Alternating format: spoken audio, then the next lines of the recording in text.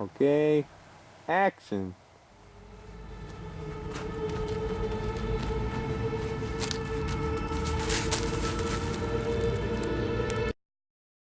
We just started off as test footage, so we didn't really think much about it. It was just sort of a beginning. So you're looking around, you're all freaked out, and look really fast. The response was quite positive. It was surprising. I think it's been pretty awesome doing these movies. I think we've done a great job. I think they evolved as we went on, yeah.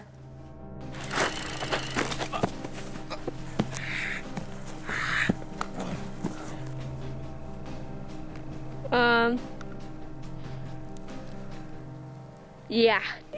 Did you get that? That was good. I got the best idea. That was awesome! Okay, good. That'll work.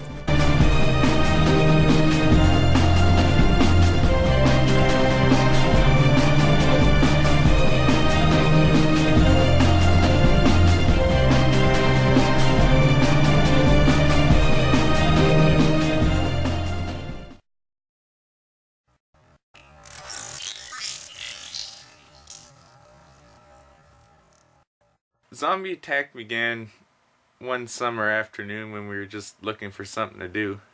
We found the blackberry bush and we used the blackberries as blood for a start. I remember when we thought of the blackberries, it was just middle of the day and we looked outside and then we saw all the blackberries and I smeared some on my hand and I said, "Wow, Jesse, look at this, it looks like real blood." And he said, "Oh yeah, it looks like we could use that as fake effects." And I said, well, I did this idea that fill my mouth with blackberries and just like take a bite out of my arm or something and make it look like I got bit. And then he said, "Hey, let's do this movie, like let's do some test footage of zombie or something." I said, "That sounds like a great idea." That's where we got the idea. We didn't have enough time to develop it into a feature film. Because my parents were coming at 3 to pick me up and yeah.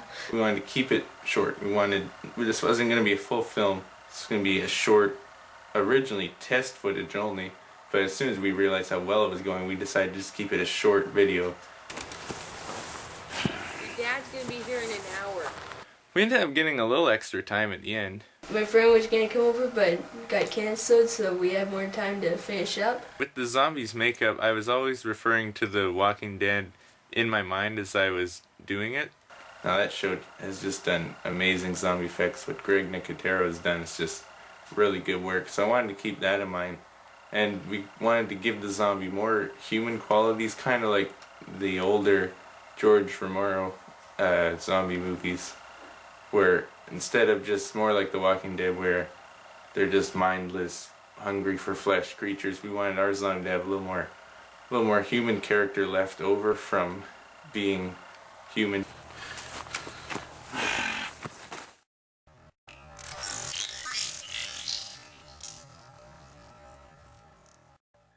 We were going along and then we saw the wagon laying there and I said, you know, let's get me inside the wagon and I'll go down the road and crash. And then we really quickly realized that wasn't gonna work. Yeah, it's not gonna work. Okay. So Jesse said, "Why don't you hit it with the bike and then crash?" And I said, "Yeah, that will work." So we just did that. I had the idea of the nuclear reactor turning him into a zombie because we didn't really know what was gonna turn him into a zombie. We didn't really have a plan. When we had Clayton crash into a nuclear reactor, I sort of thought, like, you know, it needs to be sort of realistic crash, not just like sort of lame. Oh, that hurt. Now I'm a zombie. It needed to be like, Need to be a bit more catastrophic. I think he did a really good job at the crash.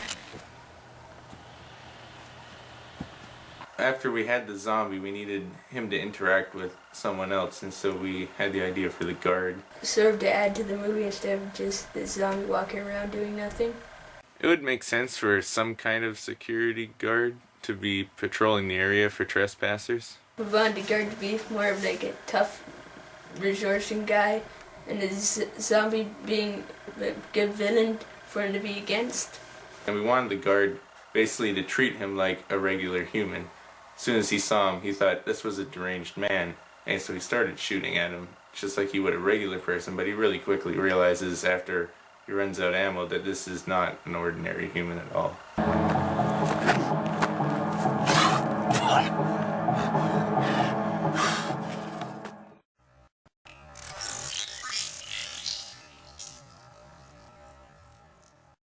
Very quickly realized the berries weren't working, but we needed something a little more extra. So I brought out what was at the time a pretty simple makeup kit. I had a couple Halloween face paints and a little tube of makeup here and there. So we kind of collected a lot of stuff up and we just put it together and we did what we could with the zombie. We wanted to do a little bit, not a lot, to the face. Tried to keep it quite simple. Took a white shirt from the drawer, basically cut out with scissors. I had went to the movies the night before, and so I had the big movie cup and we filled that with red Kool-Aid, which we just made a lot of. So we had that cup and we actually looked carefully, it's in a couple of the shots, but we used that cup of Kool-Aid mostly just on set, so in between takes I'd sip some or drink some or spill it on myself. I was surprised at how the blackberries actually did look like blood instead of purple globs. Only problem with the berries really was the less ripe ones and the really ripe ones, they started to turn a purplish color on the film. Didn't look so much purple in real life, but on camera it looked a lot more purple. So we had to really be careful about which berries we were picking to use. Well, there's some pretty good laughs with the makeup, especially when it shot out way too fast from the tube all over the floor. The black face paint never cooperates. If you're trying to get a little, you end up getting a lot. If you're trying to get a lot, you end up getting hardly anything. Yeah, that became a bit of a pain for sure, but overall the makeup worked pretty good except for the black paint. I didn't even know that was gonna go that way. That was good. We did have a lot of improv moments, such as when I just drooled all the Kool-Aid down. That was just, I said, get the camera, let's get this. After the very final shot, we were heading back to the house and I still had half a cup of Kool-Aid left and I said, Jess, get the camera, point at the rocks, and so grabbed the cup and I just splashed it right on, and something got on him and he wasn't too happy about that. I was really mad when I got spilled on by the Kool-Aid. And that ended up being used when he gets stabbed and it just cuts to that and it actually worked out perfect. Oh. So the fight choreography, we didn't really have anything. We just sort of fought, just did like random fight scenes. We didn't really have any plan to go by. There's only one scene where we actually did, and that was the final fight scene. We wanted, as soon as him to be out of ammo, we wanted the guard to really get in close and fight, and even to the point where he uses his fist because he can't find anything else to use as a tool. And we wanted him using various amounts of scrap metal that was just laying around. When Jesse punched me, we had to do it in slow motion, so he was punching slowly, and then we sped it up.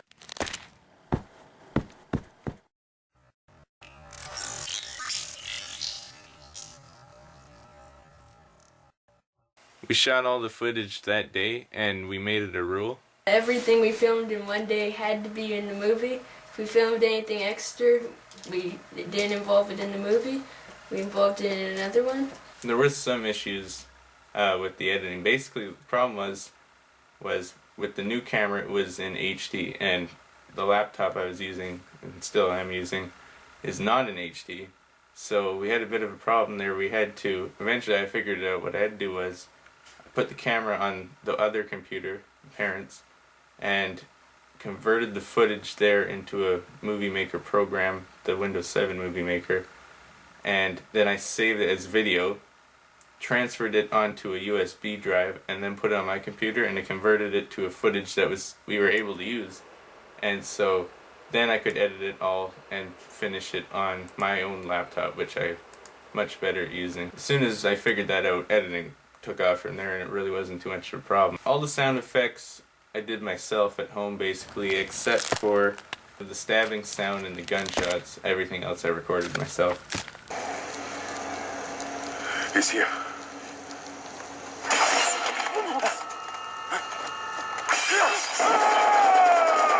I used various techniques and materials when I recorded the sound effects. I used ripping of bark and a rotten log for the ripping sounds that we put in. For the punching, I punched pillows. For the pistol whip, I used a piece of scrap metal and I smacked against a tree.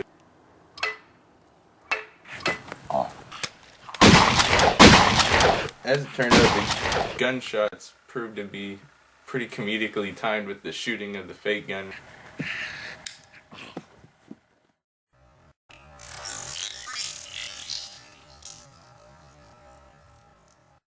When we showed the footage to, originally it was just my mom and Jesse's dad who were there.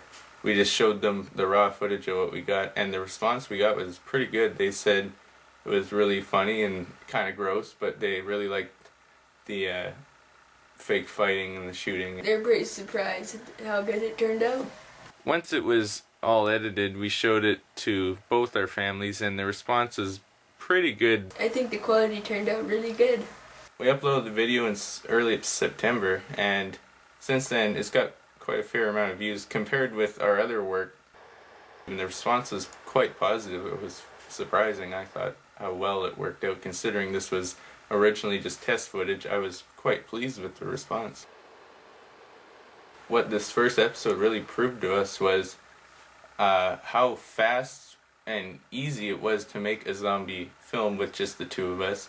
How much fun it still was doing it. And I'll have the shirt out like that, and then yeah. And I think that's really what inspired us to keep going. Go that way.